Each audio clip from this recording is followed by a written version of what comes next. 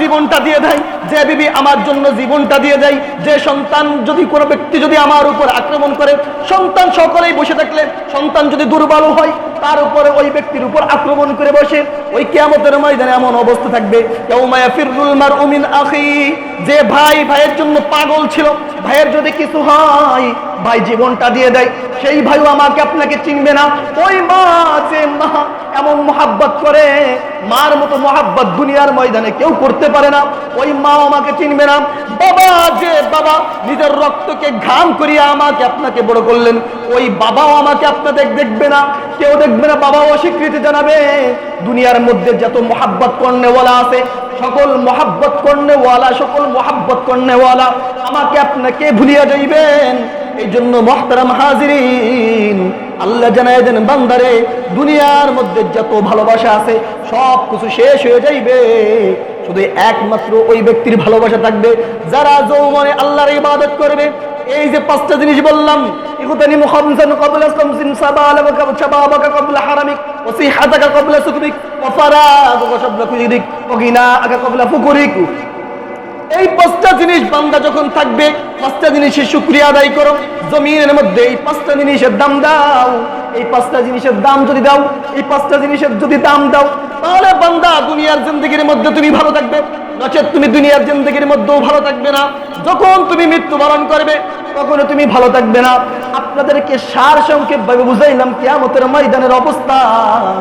দুনিয়ার ময়দানে একটু আপনি তাকায় দেখেন, কিয়ামতের ময়দানে ভয়ঙ্কর, কেউ কাউকে চিনবে না। দুনিয়ার ময়দানে বড় মামলার মধ্যে পড়েন, দেখবেন আপনাকে কেউ চিনবে না। দুনিয়ার ময়দানে বড় মামলার মধ্যে থাকেন, আপনার বাবাও চিনবে না, আপনার মাও চিনবে না।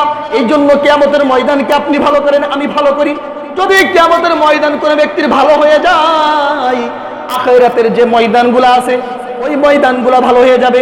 তবে নবী বলেন, যদি দুনিয়ার মধ্যে যদি তুমি ভালো থাকো, যদি ভালো ভালো ব্যক্তির সাথে যদি চলো, যে আমলগুলা করলে তুমি দুনিয়া, যে আমলগুলা করলে তুমি দুনিয়ার মধ্যে থাকতে কিয়ামত তুমি ভালো হয়ে যাবে।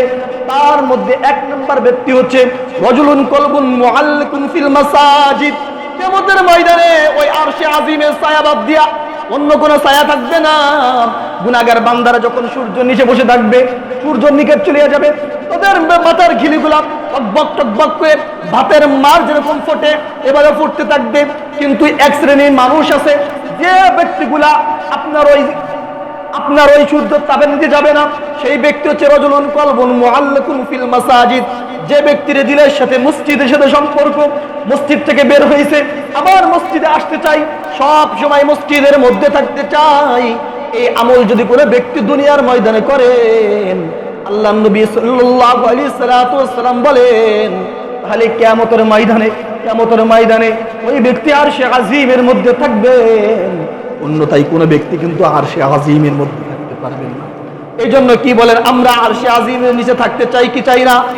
আরশে আজিমের ছায়াতলে থাকতে চাই কি চাই না? এই জন্য যদি থাকতে চাই, এক নম্বর আমল মসজিদের সাথে সম্পর্ক রাখতে হবে। এক নম্বর আমল কি? এক নম্বর আমল মসজিদের সাথে সম্পর্ক রাখতে হবে। দুই নম্বর শাবুন নাশআ ফি ইবাদাতিল্লাহ। যে সমস্ত যুবক ভাই আছেন, এই যুবক ভাই যৌবনে আল্লাহর ইবাদত করেন, আমার যুবক ভাইরা শোনেন, আপনার বাবার কাছে, আপনার দাদার কাছে, আপনার চাচার কাছে জিজ্ঞাসা করেন না এখন কি অবস্থা। যৌবনের যখন যৌবন ছিল আপনার মতো বাহাদুরি কোন করে নাই, কিন্তু এখন যদি বৃদ্ধ হয়ে গেছেন, বার্ধক্য উপনীত হয়ে গেছেন, এখন কিন্তু ওই যৌবনের মতো শক্তিও খাটাইতে পারেন না, আল্লাহ রাব্বুল আলামিনের ইবাদত করতে পারেন না। এখন ওই মুরব্বী বাবাগুলো আফসোসের পর আফসোস করতে থাকে। আপনার কাছে হাসি ঠাট্টা মনে হইতে পারে, একটু বার্ধক্যের মধ্যে পতিত হন না।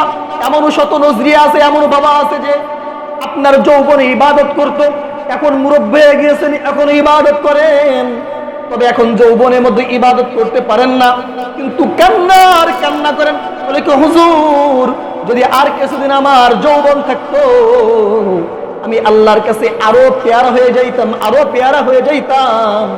এই জন্য যৌবনের মূল্য দেন। যদি আমি আর আপনি যৌবনের মূল্য দিতে পারি, তাহলে রব্বে কারিমের যে জান্নাত আছে, জান্নাতের মধ্যে থাকতে পারবো।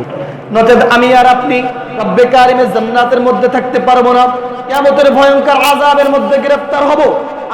আমি আর আপনি কি কিয়ামতের ভয়ঙ্কর আযাবের মধ্যে গ্রেফতার হইতে চাই? কি বলেন চাই? কিয়ামতের ওই সূর্যের তাপ কি সহ্য করতে চাই? সামান্য রোদের মধ্যে 1 ঘন্টা দাঁড়াই থাকতে পারেন না, কিয়ামতের ময়দানের রোদ দিয়ে সূর্যের তাপ কিভাবে আমি আর আপনি সহ্য করব? এই জন্য